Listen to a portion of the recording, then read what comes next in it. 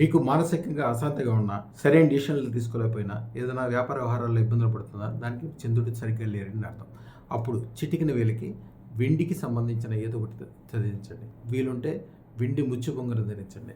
ఒంటి మీద వెండి వస్తువు ఏదైనా ఉంచుకోండి. వీలున్నంత వరకు వెండి గ్లాసులో నీళ్ళు తాగడానికి ట్రై చేయండి. చంద్రుడు ఎప్పుడైతే మీకు అనుకూలం అవుతాడో మీకు మానసికంగా శాంతి ఉండడమే కాకుండా సరైన డిసిషన్ తీసుకుని స్థిరమైన డెవలప్మెంట్ ఉండే విధంగా జరుగుతుంది లైఫ్లో. ఎవరైనా మీకు మంచినీళ్ళు ఆఫర్ చేస్తే నీళ్లు పూర్తిగా తాగండి, కొద్దిగా తాగి వదిలేయద్దు.